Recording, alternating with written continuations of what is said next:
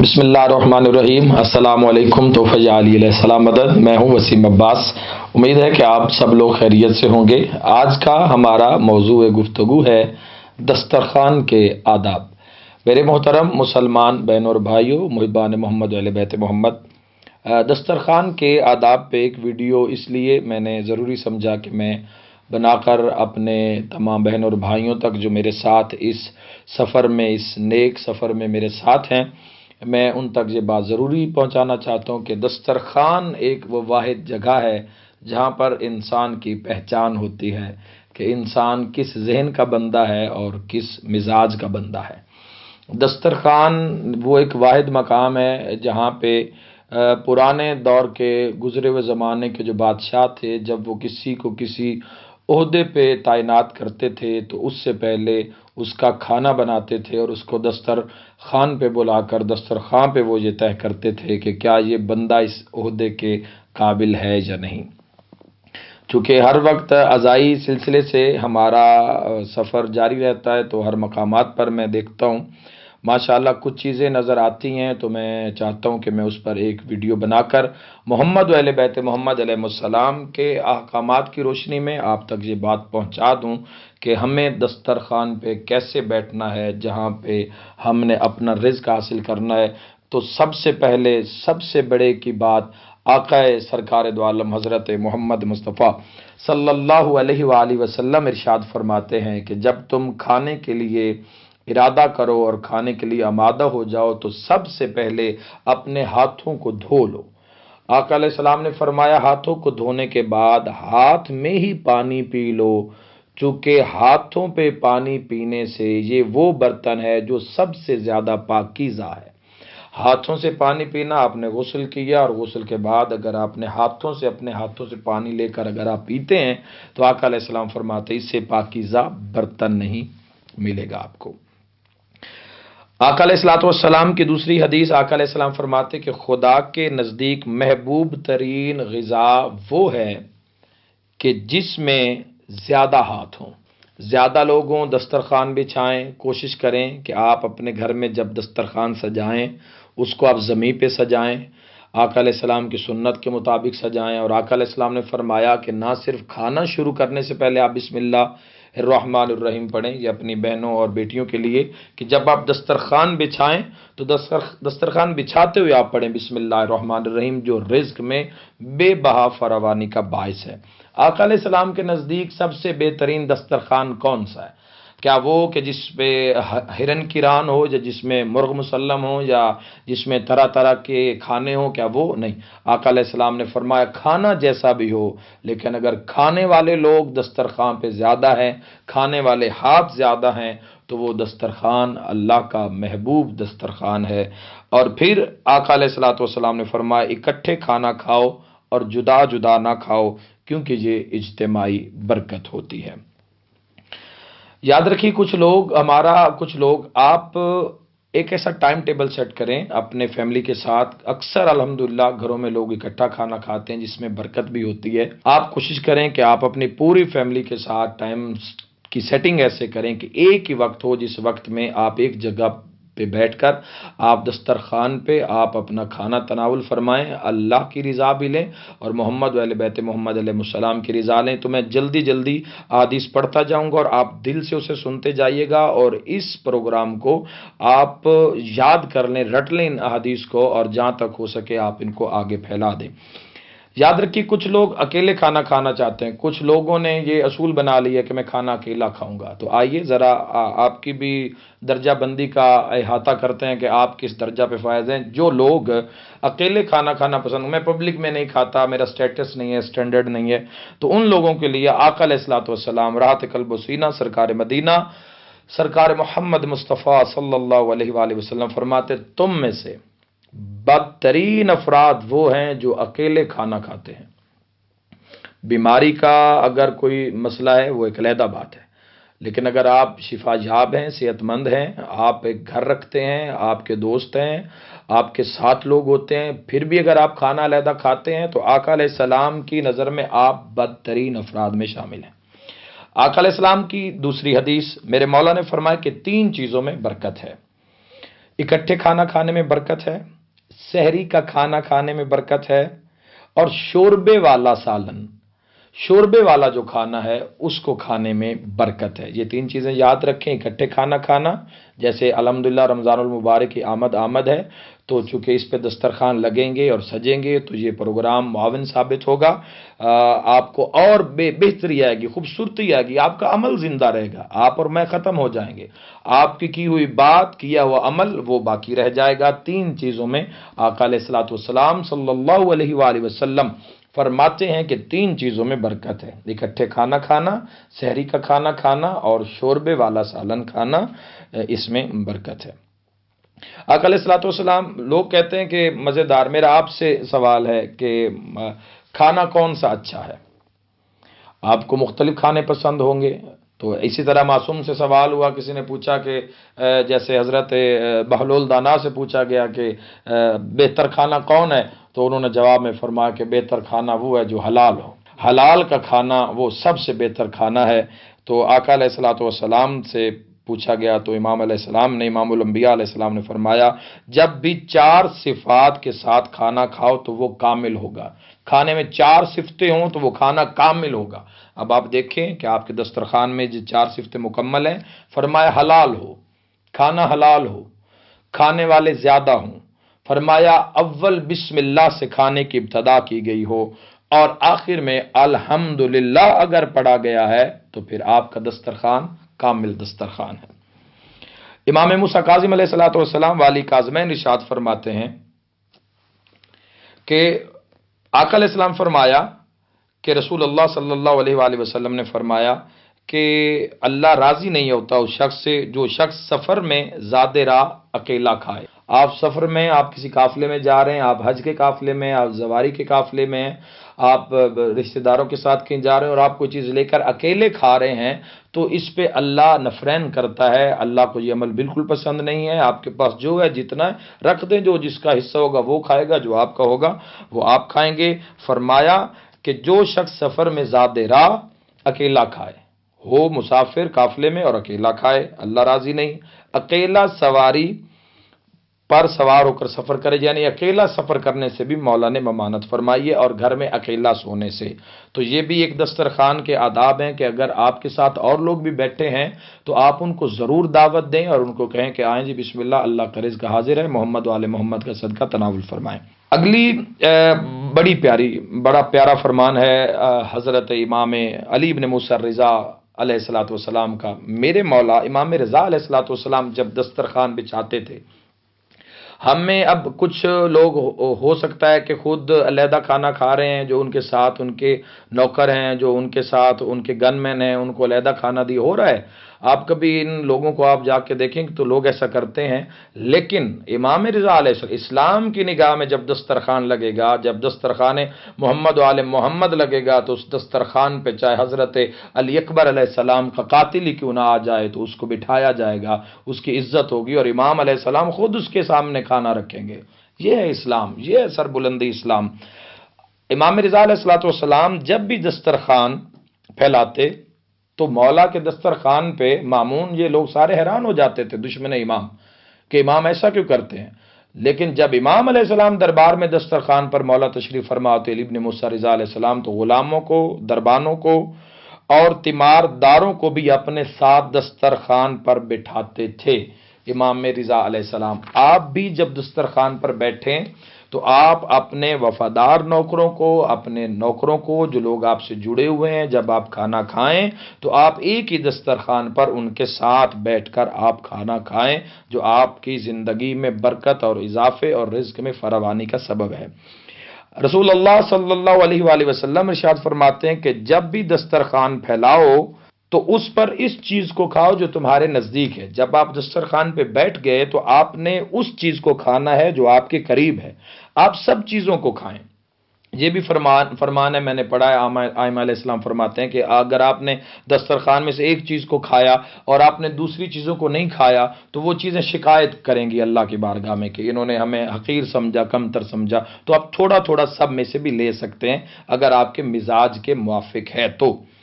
دسترخوان رسول اللہ صلی اللہ علیہ وآلہ وسلم فرما رہے ہیں کہ آپ وہاں سے شروع کریں جو کھانا آپ کے قریب ہے، اور کھانے کو آپ وہاں سے آپ اس میں کھانا لیں جو جگہ آپ کے سامنے، یعنی دوسری طرف سے آپ اس کو، اگلی طرف سے آپ کھانا نہ ڈالیں، اپنی طرف سے آپ کھانا ڈالیں۔ رسول اللہ صلی اللہ علیہ وآلہ وسلم نے یہ فرمایا۔ حدیث میں اگلا جو جملہ ہے وہ بڑا بہترین ہے، بیماریاں بھی معاشرے میں آپ کے سامنے ہیں، تو آقا علیہ الصلوۃ والسلام صلی اللہ علیہ وآلہ وسلم ارشاد فرماتے ہیں، اور مولا علی ابن ابی طالب علیہ السلام سے مولا مخاطب ہیں کہ اپنے دسترخوانوں کو سبزیوں سے سرسبز کرو، کیونکہ سبزی کھانے سے اور بسم اللہ پڑھنے سے شیطان دور ہوتا ہے۔ اپنے دسترخوان پہ ماہ رمضان کی آمد ہے تو آپ کوشش کریں کہ سبزیوں سے دسترخوان کو آپ آراستہ کریں، اس سے، اور بسم اللہ پڑھیں، اور اس سے، سبزیوں سے اور بسم اللہ پڑھنے سے شیطان دور ہوتا ہے۔ امام رضا علیہ الصلوۃ والسلام کا ایک اور خوبصورت فرمان سنیں۔ آپ کے امام علیہ السلام فرماتے کہ میں اس دسترخوان سے کھانا نہیں کھاتا جس پر سبزی نہ ہو۔ سلاد سے بھی ایک روایت ہے کہ مولا فرماتے ہیں کہ ہر چیز کا ایک زیور ہوتا ہے، ہر چیز کی ایک زینت ہوتی ہے، اور دسترخوان کی جو زینت ہے وہ سلاد ہے، وہ سبزیاں ہیں۔ تو امام علیہ السلام فرماتے ہیں کہ میں اس دسترخوان سے کھانا نہیں کھاتا جس پر سبزی نہ ہو۔ تو سبزی دسترخوان پر رکھنا یہ کوئی کمتر بات نہیں ہے، یہ دسترخوان کی زینت ہے۔ امام رضا علیہ الصلوۃ والسلام کا یہ خوبصورت فرمان۔ اور آگے جو میں آپ کو حدیث سنانے لگا ہوں وہ ہے کہ جب آپ دسترخوان پہ آپ جائیں، پانی پلانے کا بہت بڑا ثواب ہے، پانی پلانے کا اتنا بڑا ثواب ہے کہ آپ اپنے والدین کو کوئی کام نہیں کہہ سکتے، لیکن چونکہ پانی پلانے کا اتنا بڑا ثواب ہے کہ اگر آپ نے پانی پینا ہے تو آپ اپنے ماں اور باپ کو بھی کہہ سکتے ہیں کہ آپ مجھے پانی ڈال کے دیں، چونکہ جو ثواب کسی اور کو ملنا ہے وہ آپ کے ماں اور باپ کے نام میں اعمال میں لکھا جائے۔ تو پانی پلانے میں اکثر میں نے دیکھا کہ دسترخوان پہ لوگ کوشش کرتے ہیں کہ اس جگہ پہ بیٹھے جہاں پہ گلاس قریب نہ پڑے ہوں، جہاں پہ یہ جو مشروب نہ پڑے ہوں، دوسری طرف دوسرے کو کہنا کہ بھائی تم ڈال دینا۔ تو کچھ لوگ سمجھتے ہیں کہ میں کھانے میں مصروف تھا، بزی تھا، تو اس بات میں آپ بالکل بھی آر محسوس نہ کریں۔ آپ بلکہ پانی کو اپنے پاس رکھیں، گلاس جگ کو اپنے پاس رکھیں، اور وہاں سے خود آپ ڈال کر آپ سب کو، اس کا اتنا بڑا اجر و ثواب ہے کہ آپ یقین نہیں کریں گے۔ رسالت امام صلی اللہ علیہ وآلہ وسلم نے فرمایا جو شخص دسترخوان پر روٹی کے بچے ٹکڑوں کو کھاتا ہے، سنیے اسلام کی بلندی دیکھیے، اللہ ایک ایک عمل پہ آپ کو کیا کیا اجر عطا کرتا ہے، آپ اس سے قریب ہو کے دیکھیں، آپ اس کے مطابق زندگی خوبصورت ہو جائے گی۔ آپ لوگ برانڈ کے پیچھے بھاگتے ہیں، یہ برانڈ بنے گا۔ آپ کو لوگ دیکھ کے آپ کو فالو کریں گے، لوگ آپ کا اٹھنا بیٹھنا جب اسلام کے مطابق ہو تو لوگ انتظار کریں گے کہ یہ لوگ کیسے اٹھتے ہیں، کیسے بیٹھتے ہیں۔ دسترخوان پر روٹی کے بچے ٹکڑوں کو جو کھاتا ہے، اللہ کے حبیب فرماتے ہیں اس کی مغفرت ہوتی ہے، بخشش ہوتی ہے، بچے ہوئے ٹکڑوں کو کھانے سے بخشش ہوتی ہے۔ اور پھر آقا علیہ السلام نے مولا علی علیہ السلام سے فرمایا کہ غذا دسترخوان پر گر جاتی ہے، اسے کھا لیا کرو کہ اس سے تیرا فقر دور ہوگا اور حور العین کا حق مہر ہے۔ اللہ اکبر! آپ دیکھیں کہ حور العین کا جو جنت کی حوریں ہیں، اللہ نے بچے ہوئے دسترخوان پہ بچے ہوئے ٹکڑوں کو ان کا حق مہر قرار دے دیا۔ یہ جو شخص یہ کھاتا ہے اس کا دل علم، حلم اور ایمان نورانی سے بھر جاتا ہے، بچے ہوئے ٹکڑوں کو۔ پھر آقا علیہ السلام نے فرمایا یا علی دسترخوان پر بچے ہوئے ٹکڑے کھاؤ کہ اس میں ہر بیماری کی شفا ہے۔ تو جب آقا علیہ السلام نے یہ فرما دیا، اور الکافی میں یہ حدیث موجود ہے، تو آپ اس میں دیکھیں کہ آقا علیہ السلام نے فرمایا کہ دسترخوان کے بچے ٹکڑے کھاؤ کہ اس میں ہر بیماری کے لیے شفا ہے۔ تو آپ اللہ نہ کرے کسی بھی مرض میں مبتلا ہیں تو آپ بچے ہوئے ٹکڑے دسترخوان کے کسی اور نے چھوڑے ہیں، کسی اور نے بچائے ہیں تو بالکل آر محسوس نہ کریں، آپ اسے اٹھائیں اور اس نیت سے، شفا کی نیت سے آپ اس کو کھائیں۔ بڑی اہم حدیث ہے جو امام جواد امام محمد تقی علیہ السلام اللہم صلی علی محمد ارشاد فرماتے ہیں، مولا فرماتے ہیں کہ امام علیہ السلام، ایک بندہ کہتا ہے کہ میں نے امام جواد علیہ السلام کے ساتھ غذا تناول فرمائی، کھانے کے بعد خادم دسترخوان کو جب سمیٹنے لگا تو امام علیہ السلام نے فرمایا کہ صحرا میں غذا کے بچے ہوئے ٹکڑوں کو جمع نہ کرو۔ آپ سفر میں ہیں، آپ کہیں پکنک پہ جاتے ہیں، آپ کسی پارک میں جاتے ہیں، آپ شمالی علاقہ جات میں جاتے ہیں، وہاں دسترخوان سجاتے ہیں، اس کے بعد مولا فرماتے ہیں وہاں پہ آپ ان ٹکڑوں کو اکٹھا نہ کرو، ان کو وہیں چھوڑ دو، وہ کسی اور کا حق ہے، کسی اور کا حصہ ہے، وہ چاہے جنات ہیں، وہ چاہے درند پرند چرند کوئی بھی ہے، وہ اس کا حصہ ہے۔ اگر صحرا میں ہے تو مولا فرما رہے اگر اس پر بھیڑ کی ران ہی کیوں نہ ہو، صحرا میں یا سفر میں، تو آپ اس کو جمع نہ کرو، اس کو وہیں چھوڑ دو، اور فرمایا لیکن جو گھر میں ہو، جو گھر میں گرے اسے جمع کر لو۔ سفر میں چاہے ران بھیڑ کی کیوں نہ ہو، وہ آپ وہیں چھوڑ دیں، جو آپ نے کھا لیا وہ کھا لیا، جو بچ گیا وہ کسی اور کا حصہ ہے، اس کو وہیں پہ چھوڑ دیں، اور جو گھر میں گرے آپ اس کو جمع کر لیں۔ یہ دسترخوان کے آداب میں شامل ہے۔ آقا علیہ الصلوۃ والسلام صلی اللہ علیہ وآلہ وسلم نے فرمایا اپنے آپ کو غذا سے سیر نہ کرو، پیٹ بھر کر نہ کھاؤ، کیونکہ زیادہ کھانے سے تمہارے دلوں سے نور معرفت خاموش ہو جائے گا۔ جو شخص ہلکے پیٹ سے نماز شب پڑھے تو اس کے ارد گرد حور العین رہتی ہیں۔ مکارم الاخلاق میں یہ حدیث موجود ہے کہ جو کم بھرے پیٹ جو ہیں، کم کھانا کھائے ہوئے پیٹ جو ہیں، وہ لوگ اللہ کو بہت پسند ہیں۔ پھر آگے میرے سرکار دو عالم صلی اللہ علیہ وآلہ وسلم نے فرمایا کہ اپنے دلوں کو زیادہ کھانے سے مردہ نہ کرو، کیونکہ دل زراعت کی مانند ہوتے ہیں کہ زیادہ پانی انہیں نابود کر دیتا ہے۔ تو آپ کم کھائیں اور اتنا کھائیں۔ آقا امیر المومنین علی ابن ابی طالب علیہ السلام سے کسی نے پوچھا کہ مولا کوئی ایسا نسخہ فرمائیں کہ کبھی مجھے زندگی میں حکیم کے پاس نہ جانا پڑے، تو امام علیہ السلام نے فرمایا کہ آپ تب دسترخوان پر بیٹھو کہ جب آپ کو بھوک لگے، اور ابھی آپ کی بھوک باقی ہو اور آپ دسترخوان کو چھوڑ دیں تو پوری زندگی آپ کو ڈاکٹر حکیم طبیب کے پاس جانے کی ضرورت محسوس نہیں ہوگی۔ حضرت امیر المومنین علی ابن ابی طالب علیہ الصلوۃ والسلام نے فرمایا زیادہ کھانا اور زیادہ سونا انسان کے نفس کو خراب کر دیتا ہے اور نقصان دہ ثابت ہوتا ہے۔ خدا تین چیزوں کو دوست رکھتا ہے: کم باتیں کرنا، کم سونا اور کم کھانا۔ تو یہ میرے محترم سامعین بہت سی ایسی احادیث موجود ہیں جو کھانے پینے پہ ائمہ علیہ الصلوۃ والسلام کی کتب بھری ہوئی ہے۔ تو یاد رکھیے یہ اتنا بڑا عمل ہے، دسترخوان پہ آپ بیٹھے ہیں تو آپ جب دسترخوان پہ بیٹھے ہیں تو بسم اللہ الرحمن الرحیم پڑھیں، اور اگر آپ کو بعد میں بھی یاد آ جائے تو آپ اس کو بعد میں پڑھ کے اپنے کھانے میں برکت آپ پیدا کر سکتے ہیں۔ اس کے علاوہ آپ اپنے آگے سے کھانا شروع کریں، اور ابھی آپ کو بھوک ہو تو آپ کھانا ترک کر دیں، چونکہ چند گھنٹوں کے بعد آپ نے پھر کھانا کھانا ہے۔ امام رضا علیہ السلام فرماتے ہیں کہ عشاء کے وقت رات کا کھانا آپ ضرور کھائیں، چاہے آپ تھوڑا کھائیں، آپ ضرور کھائیں۔ مولا نے فرمایا کہ نماز فجر کے بعد آپ تھوڑا کھا لیا کرو، اس سے چونکہ آپ کے مسوڑے بھی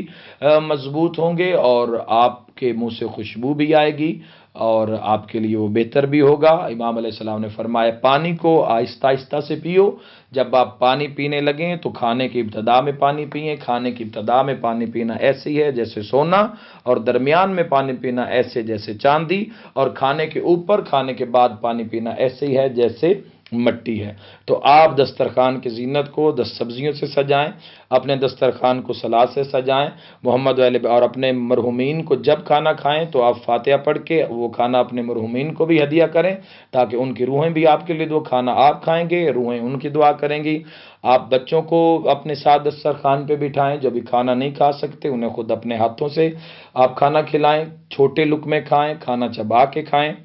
تاکہ آپ کو معدے کی بھی کوئی پرابلم نہ ہو۔ یہ وہ عظیم یہ دسترخوان، اور جو ٹکڑے بچ جائیں دسترخوان پہ ان کو فخر اور شفا سمجھ کر